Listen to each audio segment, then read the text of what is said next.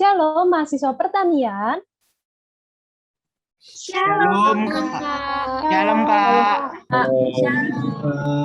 Halo. Apa kabarnya hari ini? Sehat. Baik, Kak. Sehat. Baik, Puji Kak. Tuhan sehat, Kak. Baik, Kak.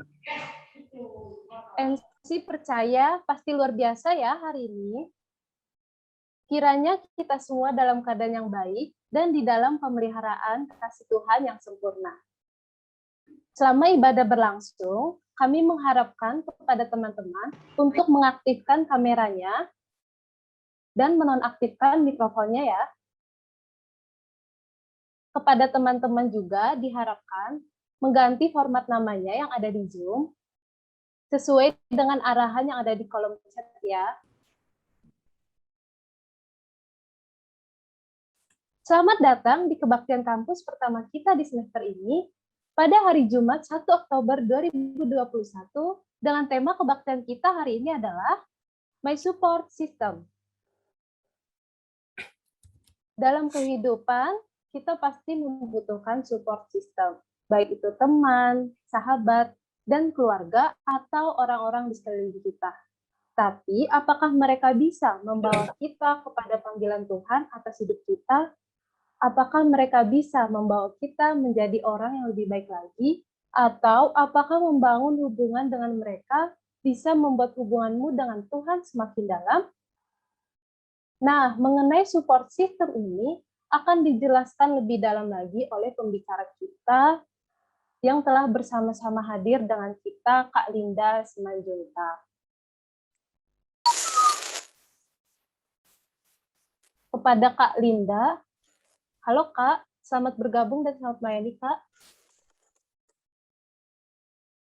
Oke, saat ini MC rindu untuk menyapa kepada salah seorang yang ada di Zoom ini.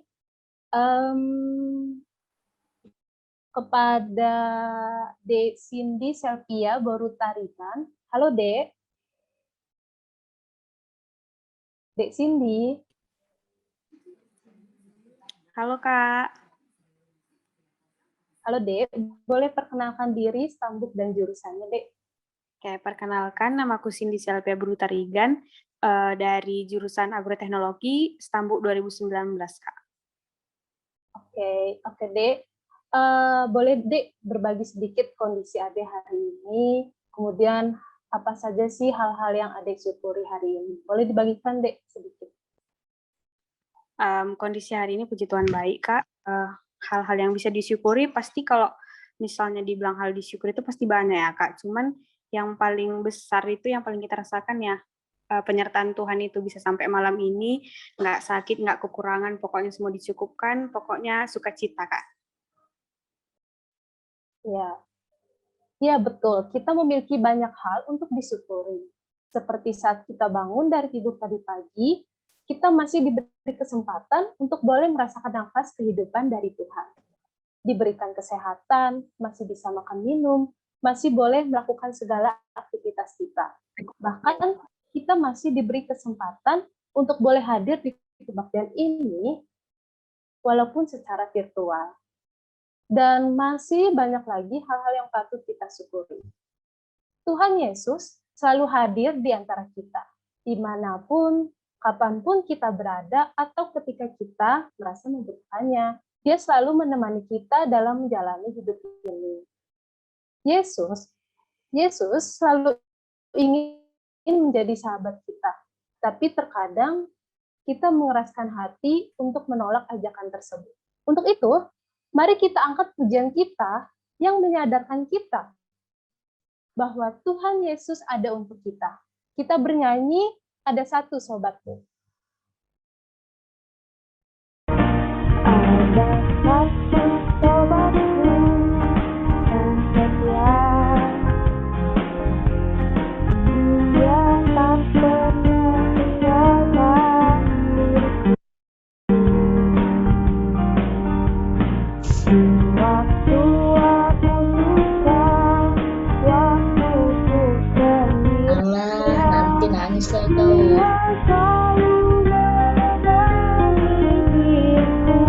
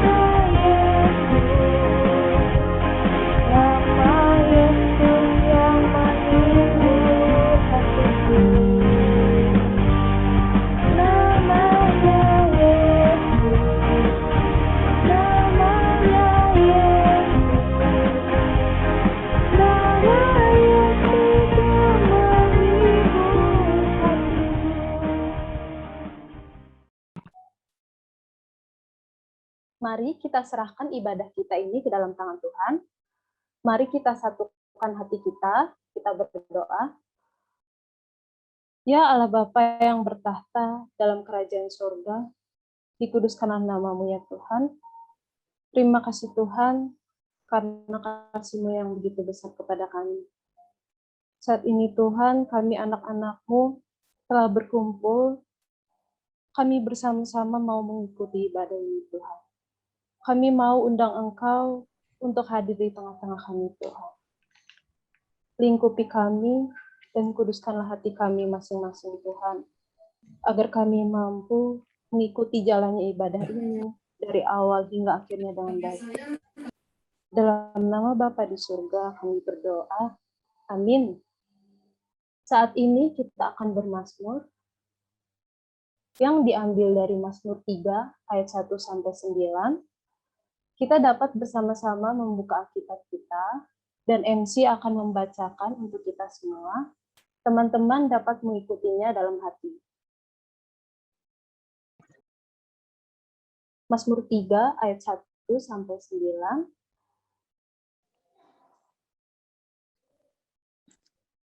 Nyanyian pagi dalam menghadapi musuh. Mazmur Daud ketika ia lari dari Absalom anaknya. Ya Tuhan, betapa banyaknya lawanku, banyak orang yang bangkit menyerang aku. Banyak orang yang berkata tentang aku. Baginya tidak ada pertolongan daripada Allah. Tetapi Engkau Tuhan adalah perisai yang melindungi aku. Engkaulah kemuliaanku dan yang mengangkat kepala. Dengan nyaring aku berseru kepada Tuhan, dan Ia menjawab aku dari gunung yang kudus. Aku membaringkan diri, lalu tidur. Aku bangun, sebab Tuhan menopang aku. Aku tidak takut kepada puluhan ribu orang yang siap mengepung aku. Bangkitlah Tuhan, tolonglah aku ya Allahku. Ya Engkau telah memukul rahang semua musuhku dan mematahkan gigi orang-orang fasik. Dari Tuhan datang pertolongan berkat-Mu atas kami.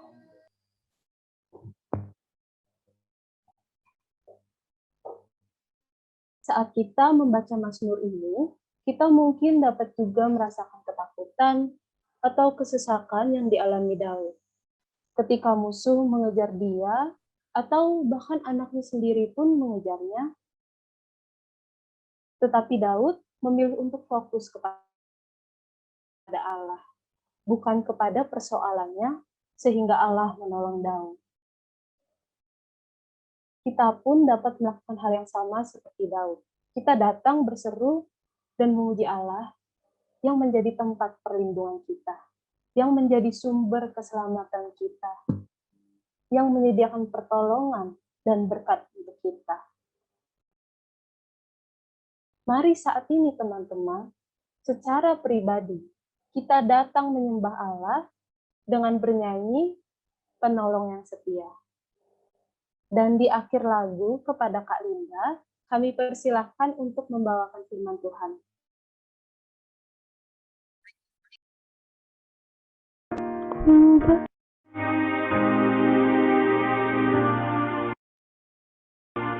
Saatku berjalan, kasih-Mu menerangi langkahku. Takut, takut, aku bimbang, karena ku tahu Kau bersamaku. Kau lebih tahu yang terbaik bagiku. Kau lebih tahu pilihan hidupku. Ku berserah, ku percaya,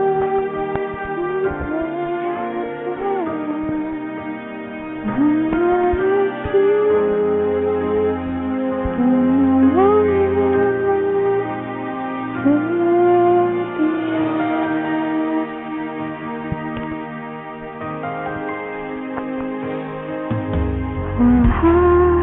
Ku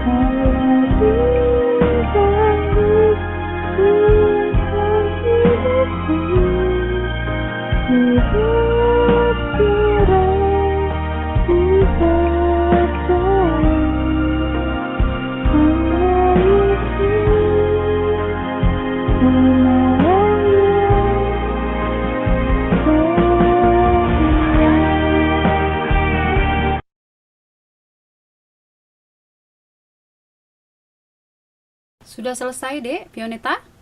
Lagunya udah? Sudah Kak, sudah diputar Oh. tadi. Udah selesai ya? Lagunya terputus tadi di tengah soalnya. Udah selesai?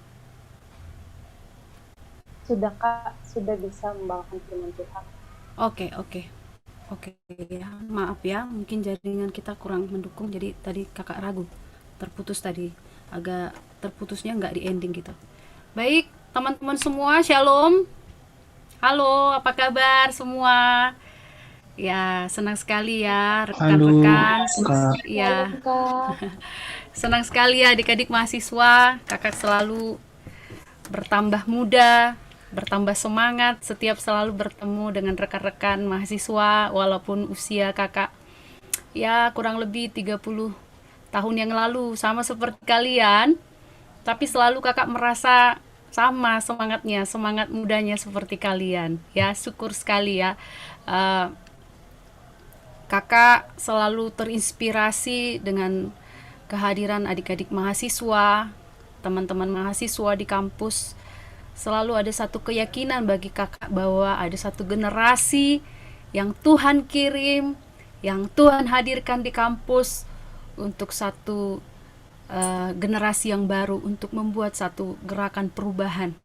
Di tengah-tengah banyak kegagalan-kegagalan dalam pelayanan kita, di KMK, di persekutuan mahasiswa, selalu ada harapan.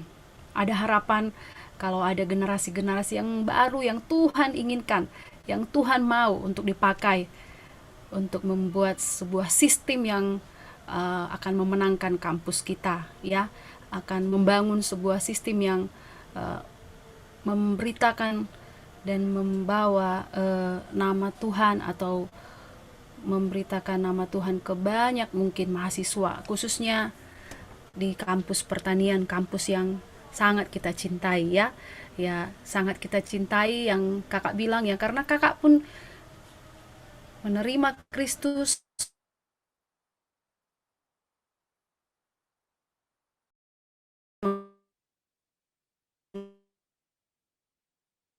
mengalami kelahiran menjadi kakak ya, bagi ibu juga, kalau bisa saya bilang ibu karena kakak juga sekarang diperkenankan Tuhan mengajar di kampus pertanian.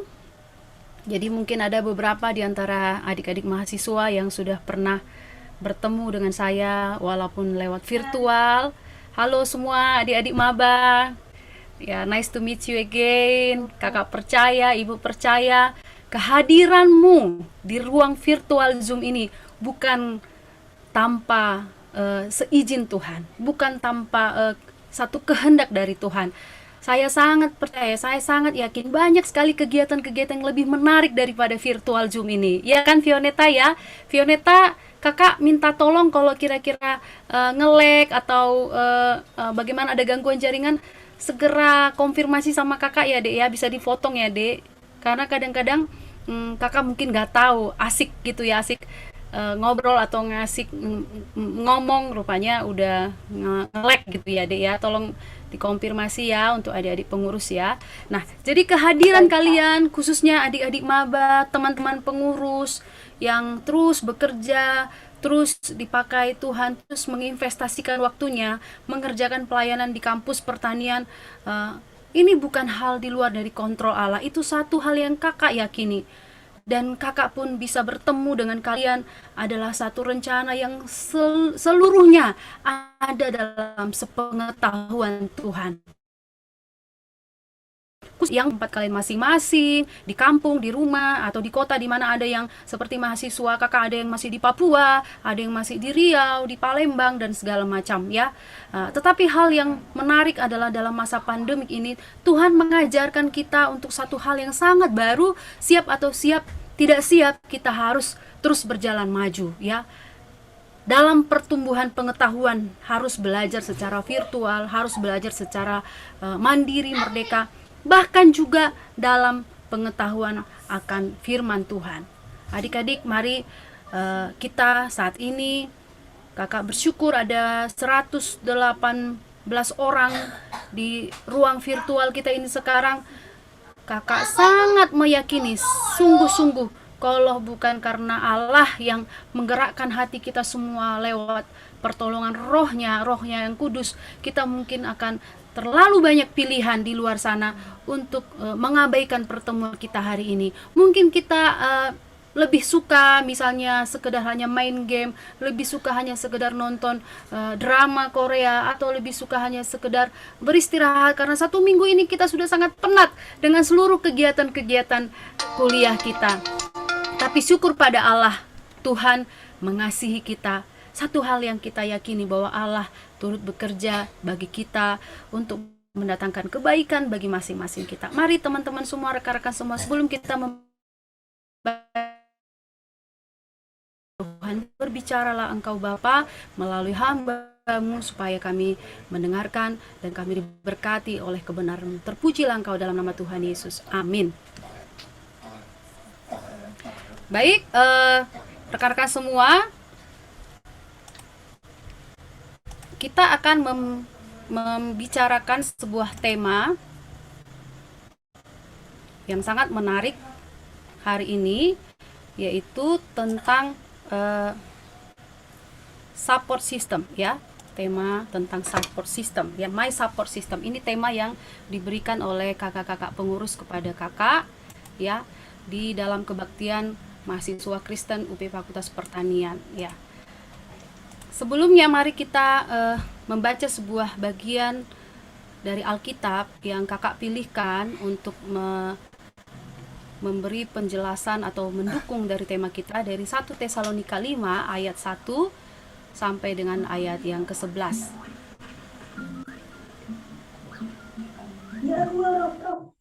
Ya. Mari kita sama-sama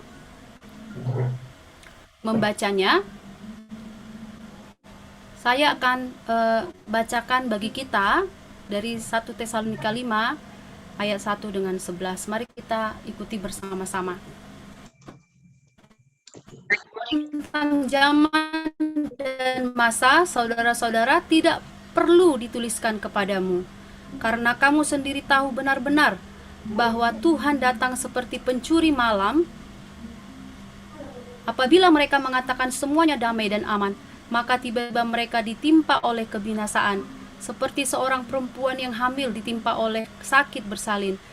Mereka pasti tidak akan luput.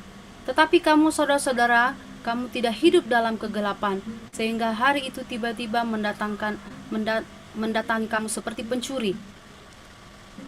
Seperti pencuri, karena kamu semua adalah anak-anak terang dan anak-anak siang. Kita bukanlah orang-orang malam atau orang-orang kegelapan. Sebab itu baiklah jangan kita tidur seperti orang-orang lain, tetapi berjaga-jaga dan sadar. Sebab mereka yang tidur waktu malam, dan mereka yang mabuk waktu malam. Tetapi kita yang adalah orang-orang asing, orang-orang siang, baiklah kita sadar, berbaju jirakan iman dan kasih, dan berketopongkan pengharapan keselamatan. Karena Allah tidak menetapkan kita untuk ditimpa murka oleh Yesus Kristus Tuhan kita, yang sudah mati untuk kita, supaya entah kita berjaga-jaga, entah kita tidur, kita hidup bersama-sama dengan Dia. Karena itu nasihatilah seorang akan yang lain, dan saling membangunlah kamu seperti yang memang kamu lakukan. Baik, teman-teman semua,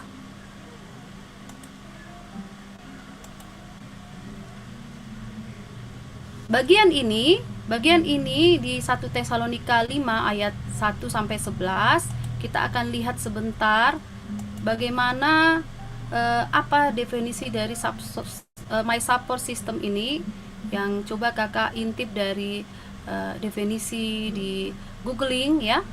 Jadi support system ini istilah yang merujuk pada sistem atau dukungan sosial yang berisi beberapa orang yang kamu percayai sebagai tempat menyampaikan keluh kesah dan tempat mencari bimbingan.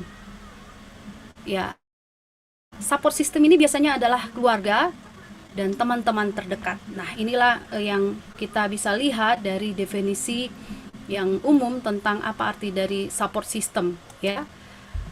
Nah, kemudian kita merujuk kepada tema kita tadi. Nah, tema kita tadi tentang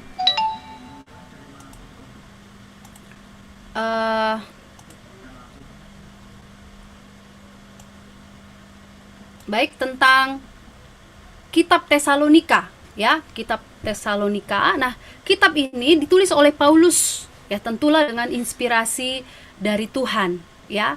Jadi kitab Tesalonika ditulis oleh Rasul Paulus, ya. Yang kitab ini ditulis ketika perjalanan pertama memberitakan Injil kepada jemaat di Tesalonika, dan perjalanan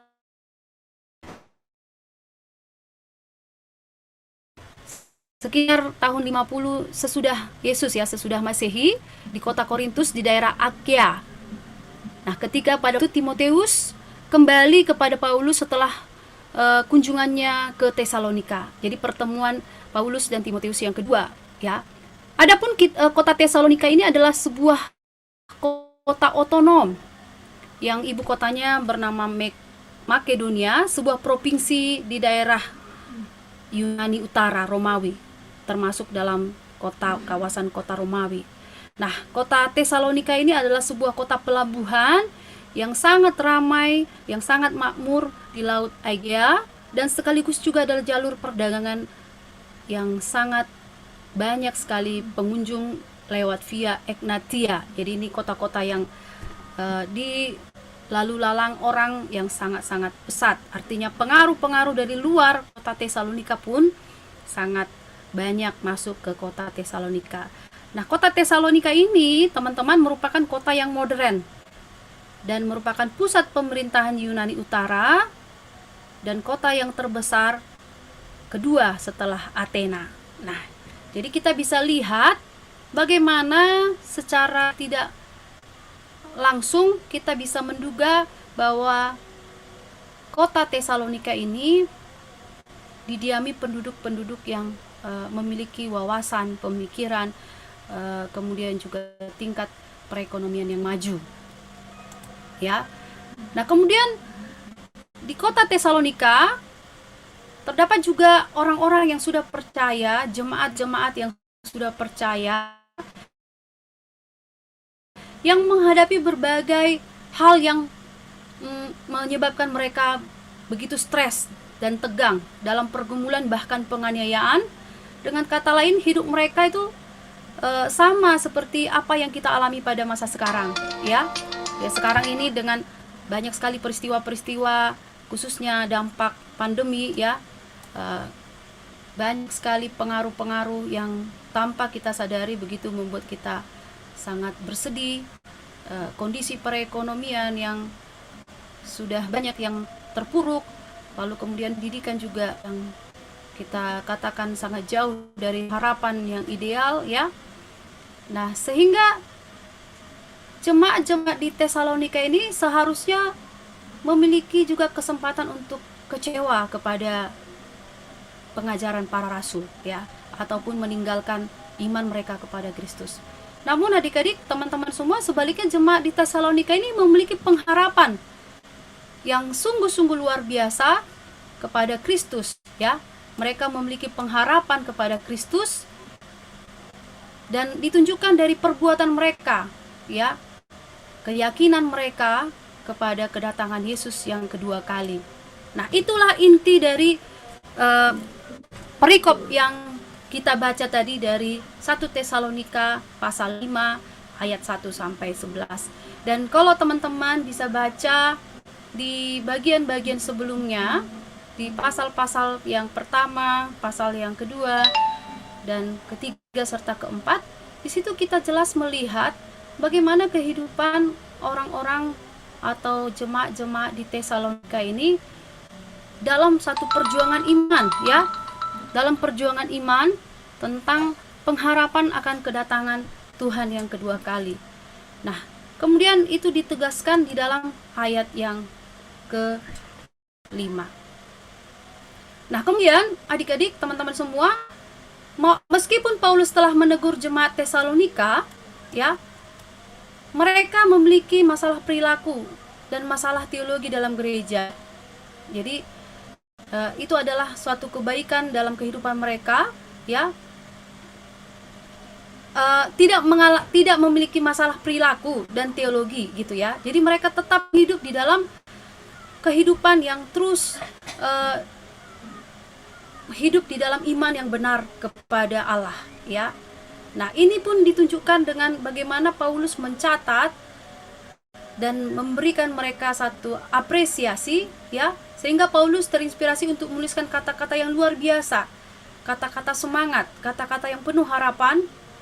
Di dalam pasal yang keempat di situ dituliskan, ya, ayat 16 sampai 18, sebab pada waktu tanda diberi, yaitu pada waktu penghulu malaikat berseru dan sangkakala Allah berbunyi, maka Tuhan sendiri akan turun dari sorga, dan mereka yang mati dalam Kristus akan lebih dahulu bangkit. Sesudah itu hidup yang masih tinggal akan diangkat bersama-sama dengan mereka dalam awan menyongsong Tuhan di angkasa. Demikianlah kita akan selama-lamanya bersama dengan Tuhan. Karena itu hiburkanlah seorang akan yang lain dengan perkataan-perkataan ini. Jadi bagian ini kakak catat dari 1 Tesalonika ayat 4, 1 Tesalonika pasal 4 ayat 16 sampai 8. Ini adalah satu proklamasi, apresiasi dari kehidupan orang-orang di Tesalonika yang dicatat ulang oleh Rasul Paulus di pasal yang keempat. Jadi seperti afirmasi, ya, afirmasi satu seruan di mana Paulus ini mengatakan bahwa akan ada waktunya Tuhan datang, penghulu malaikat berseru, dan Tuhan akan datang membangkitkan orang-orang yang mati. Orang-orang yang masih hidup akan bangkit bersama-sama dengan Allah dalam awan yang menyongsong Tuhan di angkasa. Jadi ini satu pengharapan, satu apresiasi yang dinyatakan oleh Paulus kepada kehidupan dan iman orang-orang Tesalonika. Nah, jadi dengan kata lain, teman-teman, orang-orang di Tesalonika ini sungguh-sungguh hidup di dalam pengharapan kepada Allah yang akan datang yang kedua kali.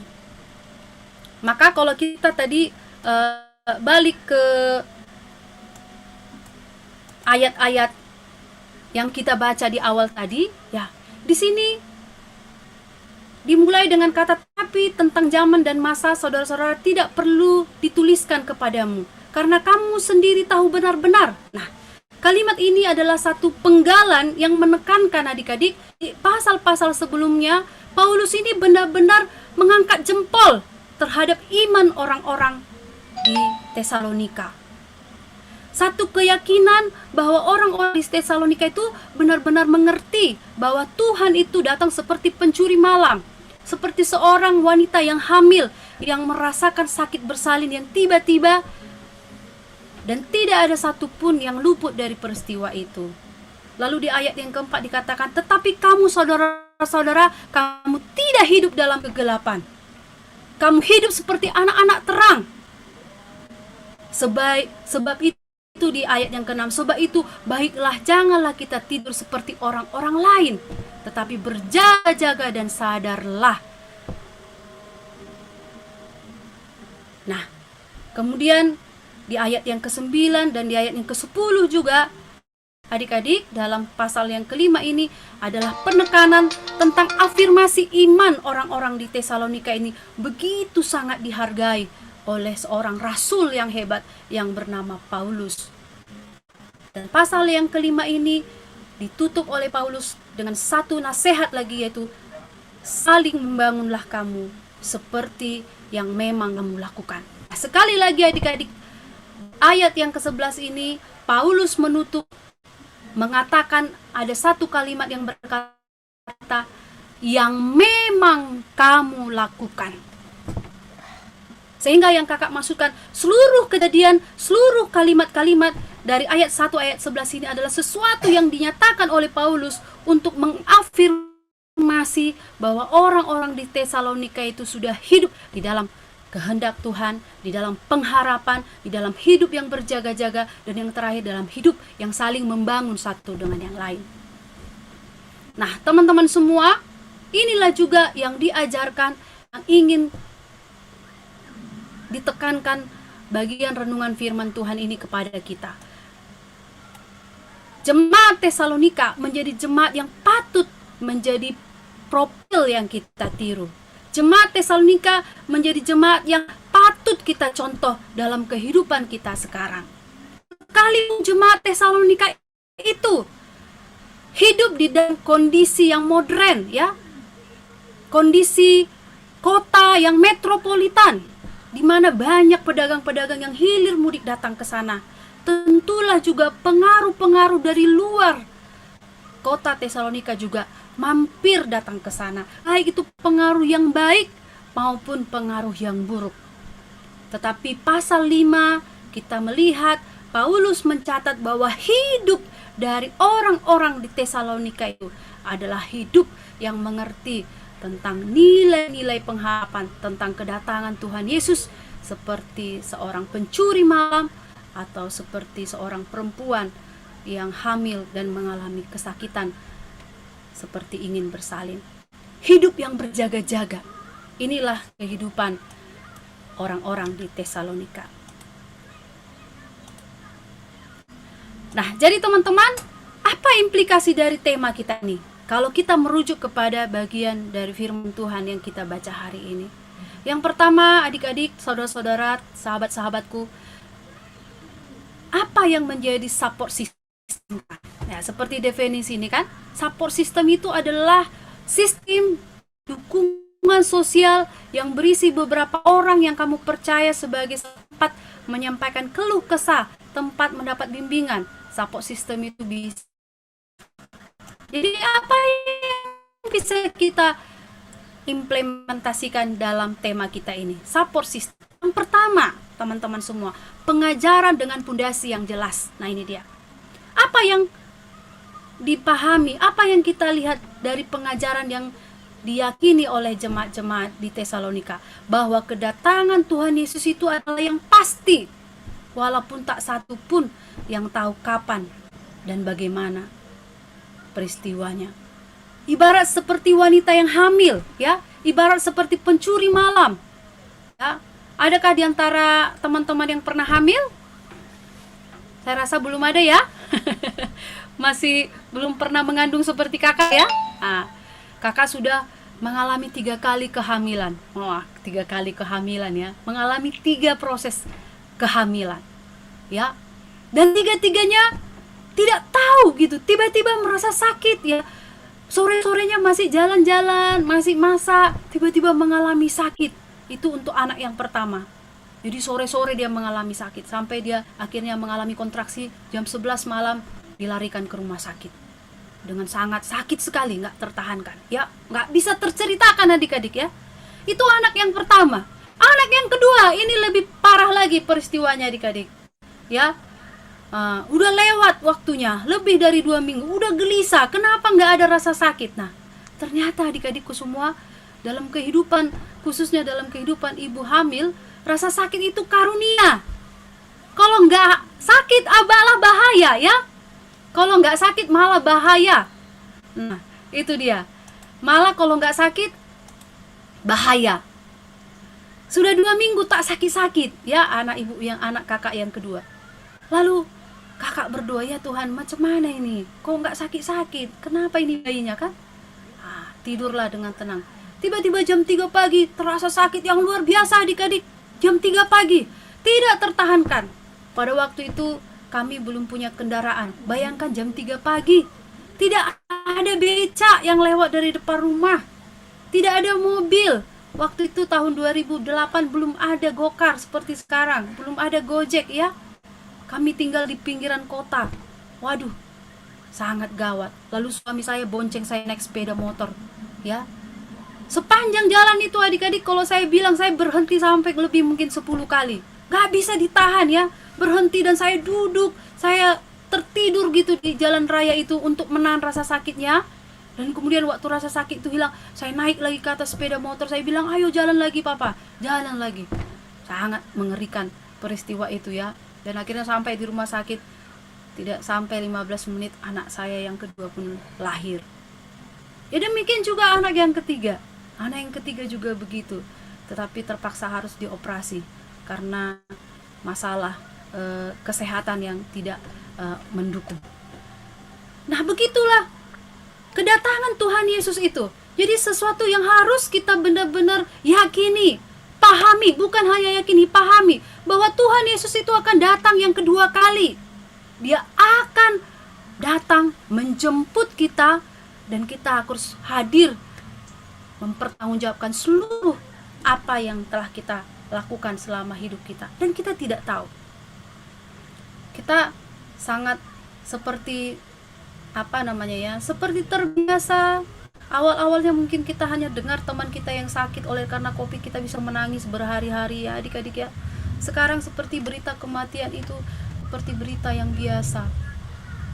Kita harus terus berdoa supaya ini seperti sesuatu yang membuat kita malah seperti nggak merasakan kesedihan lagi. Sudah biasa, jangan sampai seperti itu ya. Kita minta Tuhan menolong kita untuk melewati masa-masa sulit ini, sehingga Tuhan berkenan memulihkan bumi kita. Kematian itu datang kapan saja. Tiba-tiba kita dengar papanya meninggal, ketika kita dengar teman kita meninggal, ketika kita dengar suaminya meninggal. Tuhan Yesus juga diilustrasikan oleh Paulus seperti pencuri malam yang akan suatu hari datang, kita tidak tahu, dan harus siap-siap, harus siaga. Itu yang pertama, pengajaran dengan pondasi yang jelas. Apakah engkau siap sedia? Mari kita siap sedia.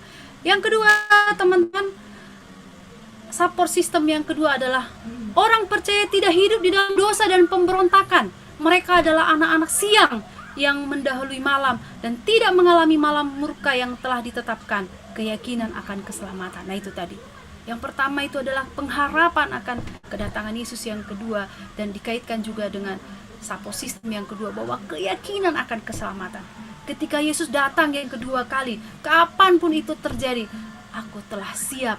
Aku telah yakin bahwa Yesus telah menyelamatkanku. Yesus telah membayar lunas seluruh dosaku.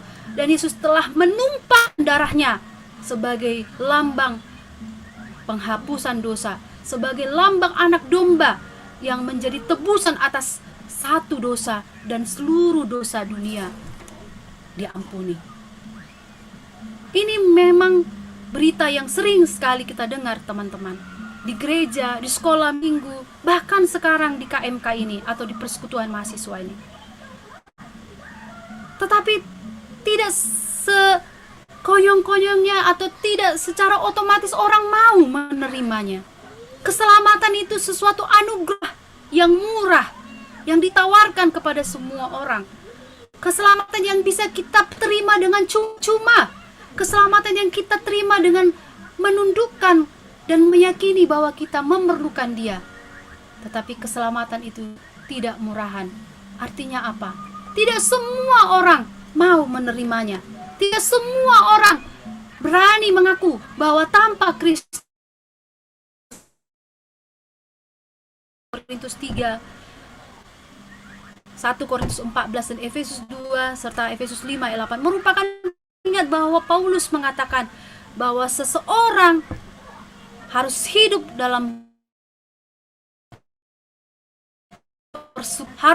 dalam satu hidup yang saling membangun satu dengan yang lain.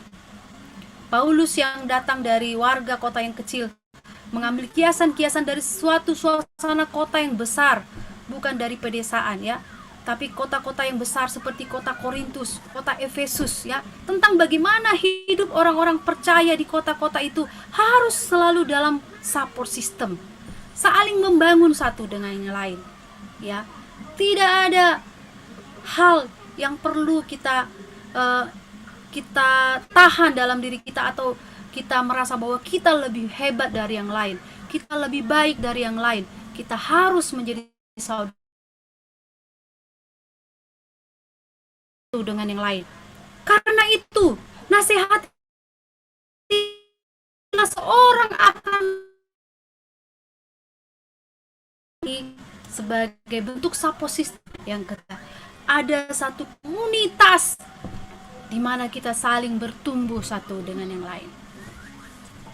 Adik-adik maba, saya sangat merekomendasikan KMK menjadi wadah di mana kamu bertumbuh secara iman. Nah, ini bukan masalah saya kakak ini misalnya di endorse gitu ya, dikasih kayak fee gitu. Tidak, tapi karena memang kakak sendiri berasal dari persekutuan ini, berasal dari komunitas ini, di mana kakak bertumbuh hari lepas hari di dalam satu pengenalan yang benar kepada Allah. Ya, adik-adik, saya dulu ingat sekali, saya dari kampung, saya dari kota Sidikalang, ke Medan kuliah di pertanian, jurusan teknologi pangan. Ada yang jurusan teknologi pangan di sini? Ada ya? Ya. Sekarang namanya ilmu teknologi pangan, ITP ya. Zamannya kakak dulu THP. Backgroundnya kakak itu datang dari kampung ya, kasih kolotan ya, dan tidak pernah membaca Alkitab ya, baca pun pada hari Minggu saja ya, waktu belajar naik CD ya, seperti itulah ya. Dan satu hal lagi yang kakak ingat itu, kakak datang dengan satu background seorang anak yang marah ya, marah dengan keluarga, marah dengan papa, tidak puas dengan jurusan ya. Tapi secara khusus kalau saya buat urutannya, yang paling menonjol dari hidup kakak itu adalah marah dengan papa. Marah dengan papa saya ya kan? Marah dengan papa. Papa ini selalu mendidik kami dengan sangat kasar menurut kakak ya. Jadi singkat cerita, kakak ikut dalam persekutuan, dibina dalam kelompok kecil, dibentuk tidak mudah, memberontak ya. Saya mulai belajar mengampuni papa saya. Walaupun Sidikalang Medan itu dekat, saya mulai menyurati papa saya. Waktu itu belum ada handphone ya, belum ada video call. Saya menyurati papa saya. Bentar ya adik-adik ya. Saya menyurati papa saya, lalu saya bilang apa yang saya rasakan. Saya mengasihi dia. Lalu saya kirim bunga, saya kirim kaset-kaset kesukaannya ya, lagu-lagu. Saya membangun hubungan saya yang retak dengan papa saya. Saya mau bilang saya mau belajar mengampuni papa saya. Karena dulu cita-cita saya pikir kalau saya berhasil, kamu orang yang akan saya hina pertama sekali. Itu dulu. Nah, adik-adik yang mau saya katakan, hidup di dalam komunitas saling membangun itu mengubah cara pandang saya. Papa saya tetap seorang yang pemarah. Papa saya tetap seorang penjudi. Papa saya tetap menjadi seorang yang suka mabuk-mabuk. Tapi saya sudah meresponi papa saya dengan cara yang berbeda. Saya nggak melawan, saya hanya tersenyum, saya ngomong tentang firman Tuhan, lalu saya peluk dia, saya cium pipinya. Seperti itulah perubahan yang terjadi dalam diri saya. Sampai ini menjadi satu kesaksian yang luar biasa. Sehingga yang mau kakak katakan, KMK, ya, persekutuan KMK menjadi persekutuan di mana kakak merasakan ada support system yang membentuk hidup saya. Nah, saya nggak tahu adik-adik terlibat di mana. Boleh di gereja, boleh juga di organisasi yang lain. Jadi ini bukan satu unsur kayak memaksa begitu ya. Tapi ini pengalaman yang kakak rasakan sendiri. Ada sebuah support system di persekutuan mahasiswa. Ada pengenalan akan iman, ada pengajaran akan Allah, ada kedisiplinan rohani yang dibangun, dan ada saudara-saudara yang terus saling bergandengan tangan membangun komunitas yang terus bertumbuh di dalam Tuhan.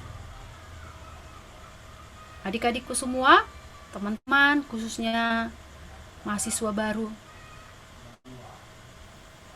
Mari lihat, ada sebuah tanggung jawabmu, ada sebuah dunia yang baru, ada sebuah zaman di mana Tuhan ingin membentukmu sedemikian rupa sehingga kelak kau 4-5 tahun ke depan menjadi alumni-alumni yang mengasihi Tuhan, yang percaya sungguh-sungguh kepada Allah, yang diselamatkan oleh karena kasih karunia Allah, dan kemudian hidup di dalam kedewasaan rohani sehingga membangun satu komunitas yang baik dan menjadi berkat bagi gereja, bagi kota, bahkan bagi dunia. Ya.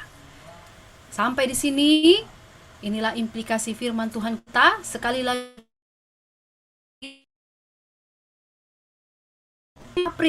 cara-cara hidup anak-anak siang, melakukan nilai-nilai yang baik, tidak hidup di dalam dosa, dan kemudian mereka juga hidup saling membangun satu dengan yang lain. Inilah support system yang diinginkan oleh firman Tuhan bagi kita, khususnya adik-adik kami mahasiswa baru.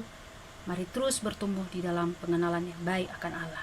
Terpujilah Tuhan, mari kita berdoa.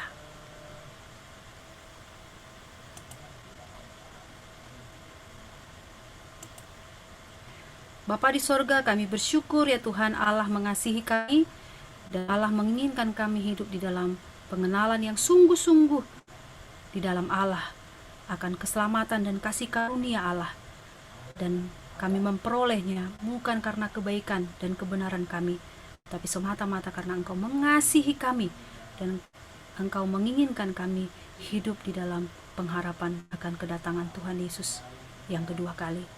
Terima kasih Tuhan untuk segala pemahaman kami, dan kami juga bersyukur untuk wadah yang Tuhan anugerahkan bagi kami di kampus USU, di mana kami saling membangun, saling menasehati dalam hidup kami sebagai orang-orang muda. Tolong kami Tuhan untuk bisa memahami tanggung jawab kami, kesempatan kami untuk dibentuk menjadi pemimpin-pemimpin yang akan mempengaruhi negeri, bangsa, dan gereja-Mu. Di dalam nama Tuhan Yesus kami berdoa.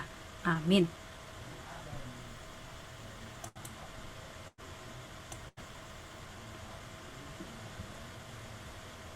Baik, silakan Dek. Terima kasih untuk firman. Biarlah kiranya firman yang telah kita dengarkan boleh kita renungkan dan kita lakukan.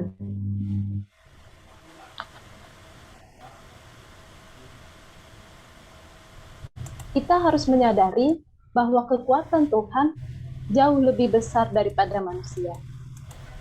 Kita harus percaya bahwa Tuhan mampu menolong segala kelemahan kita. Dia mampu memberi kekuatan kepada kita karena Dia berkuasa penuh atas manusia.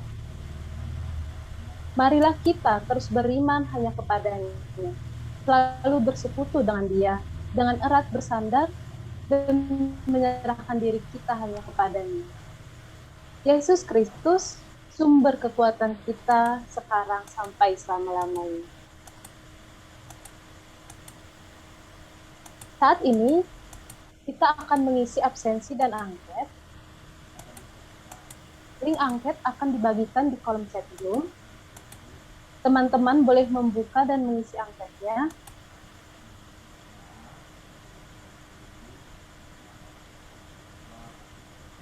Kami berikan waktu kepada teman-teman untuk mengisi angket selama 2 menit.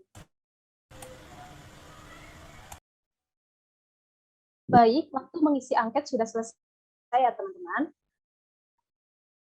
Kita juga mau bersyukur untuk teman-teman kita yang berulang tahun, mulai tanggal 1 September sampai 1 Oktober 2021,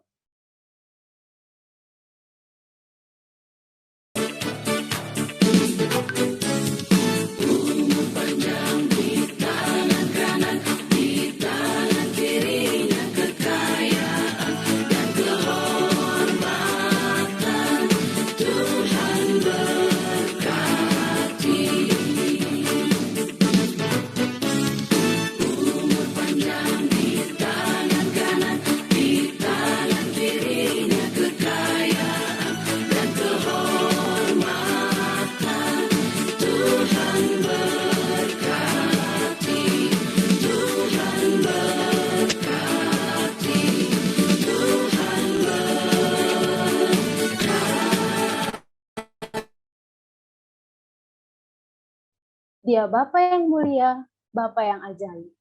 Ia kuat dan perkasa, rela menanggung beban penderitaan dan dosa-dosa kita, agar setiap kita yang berada dalam kegelapan dapat beroleh terang itu. Agar kita yang telah mati dihidupkan kembali.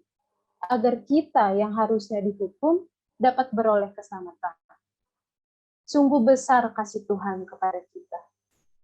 Mari kita selalu memuji dan meninggikan namanya. Dan untuk menyatakan komitmen kita dalam menerima Yesus sebagai Tuhan dan Juru Selamat kita, mari kita bersama-sama bernyanyi, ikut Dikau saja Tuhan. Dan di akhir pujian, kami mengundang Kak Linda untuk menutup dalam doa.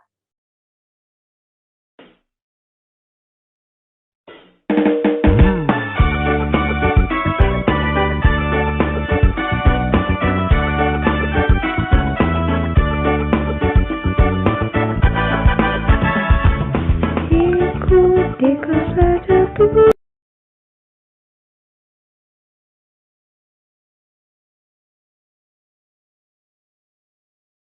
Dosa hanya oleh darah-Mu. Aku ingin ikuti Kau dan mengabdi padamu. Dalam Dikau Juru Selamat, ku bahagia penuh.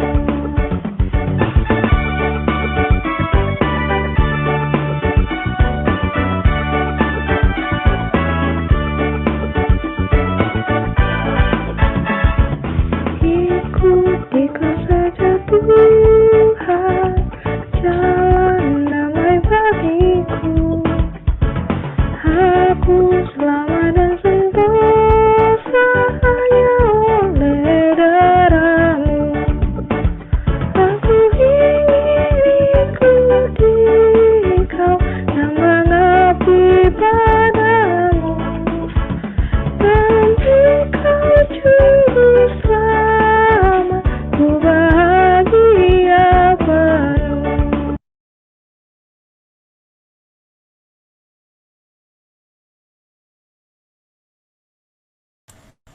Baik, mari kita berdoa kembali. Teman-teman, mari kita berdoa.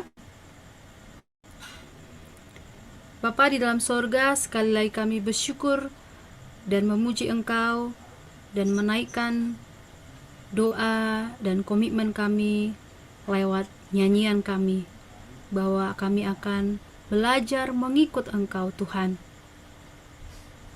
Sekalipun tidak ada jaminan bahwa tidak ada masalah dalam perjalanan hidup kami mengikut Engkau, tetapi ada janji penyertaan yang kekal dari Allah.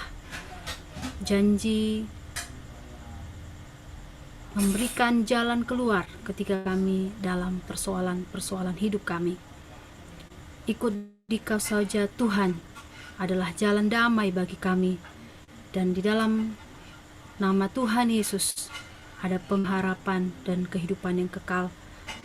Kami mau belajar Tuhan, seperti jemaat-jemaat di Tesalonika,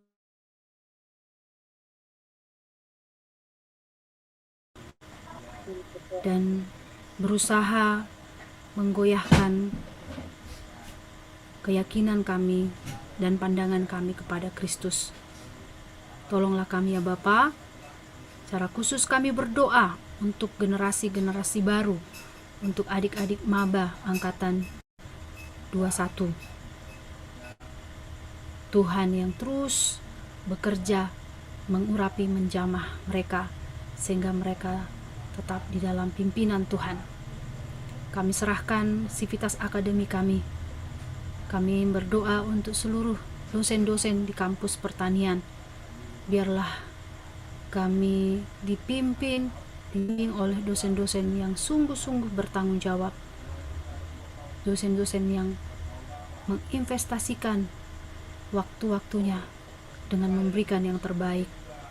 Kami berdoa untuk beberapa dosen Kristen, Ibu Riswanti, Ibu Hotnida, Pak Revandi, dan beberapa dosen-dosen Kristen lain yang Tuhan izinkan menjadi pemimpin-pemimpin di lingkungan kampus pertanian. Berkati semua hamba-hamba-Mu nih Tuhan. Berkati Pak Rifandi, berkati Ibu Riswanti, berkati Ibu Hotnida yang memegang jabatan-jabatan di kampus kami. Sekiranya Tuhan, biarlah melalui mereka nama Tuhan dimuliakan, dan kami juga mahasiswa-mahasiswa Kristen bisa meniru setiap teladan-teladan yang mereka kembangkan di kampus kami, sehingga nama Tuhan dimuliakan melalui pekerjaan-pekerjaan mereka. Berkati keluarga, berkati anak istri mereka. Kami juga berdoa ya Tuhan untuk seluruh mahasiswa-mahasiswa Kristen. Hari ini kami bisa berkumpul di ruang virtual ini kurang lebih 140 orang. Kami percaya masih banyak teman-teman kami yang kami rindukan, mereka juga bisa menikmati persekutuan bersama-sama dengan kami. Gerakkan hati mereka dan gerakkan juga hati kami untuk bisa menjadi saudara yang mengasihi, berdoa, dan mengundang mereka dalam persekutuan kami. Kami juga berdoa untuk pimpinan kampus kami, mulai dari dekan, wakil dekan, staf-staf di gedung induk, dan juga di prodi-prodi. Tuhan juga yang memelihara, menjamah, menjauhkan dari sakit penyakit, khususnya dari paparan virus COVID-19. Supaya segera mungkin Tuhan kami bisa bertemu secara offline di kampus, sehingga kami bisa mengalami bagaimana sukacitanya mengalami pendidikan yang istimewa dan ideal. Terima kasih Bapa, terpujilah Engkau. Di dalam nama Tuhan Yesus kami akan tutup persekutuan kami dengan bersama-sama berdoa, doa Bapa kami. Bapa kami yang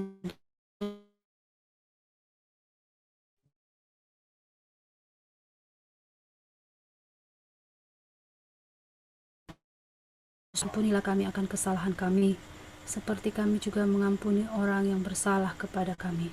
Dan janganlah membawa kami dalam pencobaan, tapi lepaskanlah kami daripada yang jahat, karena Engkau yang punya kerajaan dan kuasa dan kemuliaan sampai selama-lamanya.